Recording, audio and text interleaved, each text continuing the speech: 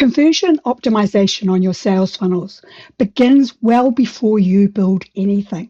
And in this video, I show you how I approach the systems I build. I have a checklist of 33 conversion rate optimization techniques, and there are probably more. But I refer to these and I keep these on my desktop as I develop my strategy. This is not an exhaustive list.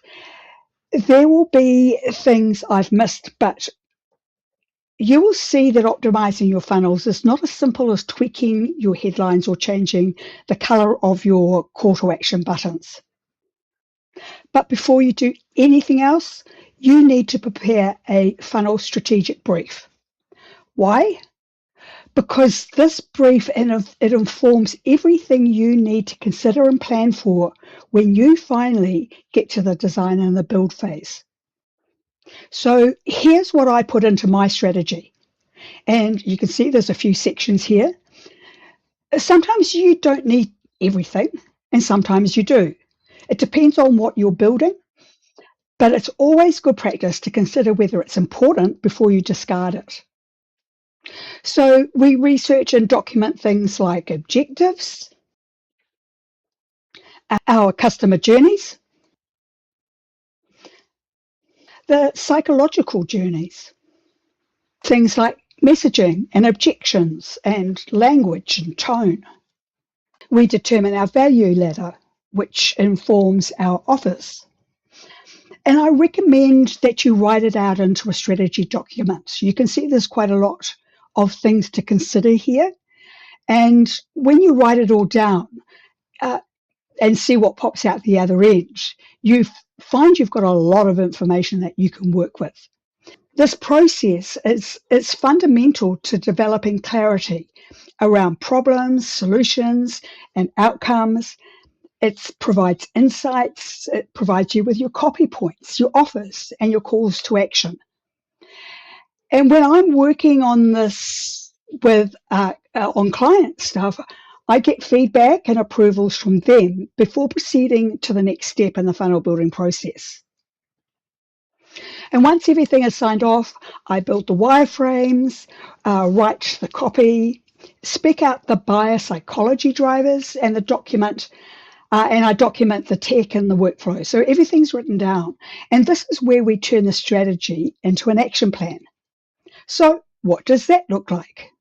And so now we start looking at our optimization techniques. And again, this is not exhaustive. It's a checklist to ensure nothing major is missed. And it's this process that takes your funnel system from being ordinary to a sales powerhouse.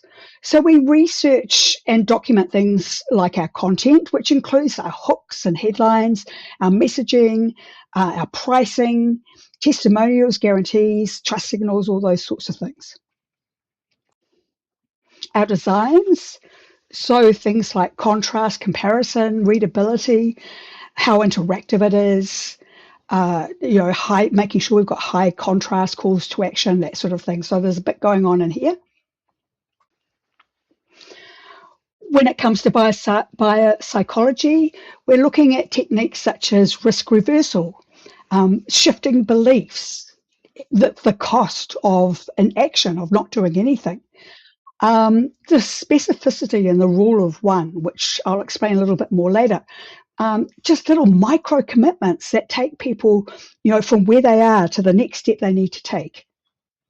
And so finally, we're looking at tech, and this is things like the speed of your the load speed of your funnel, automations, tags, workflows, that sort of thing.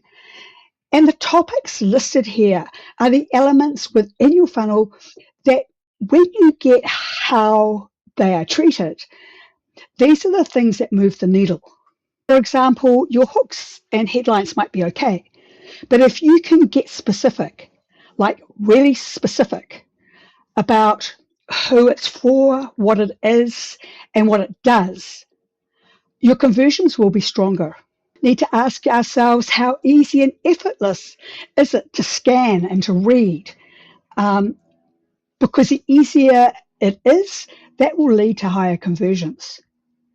It's important to make sure your funnel, it focuses on just one thing.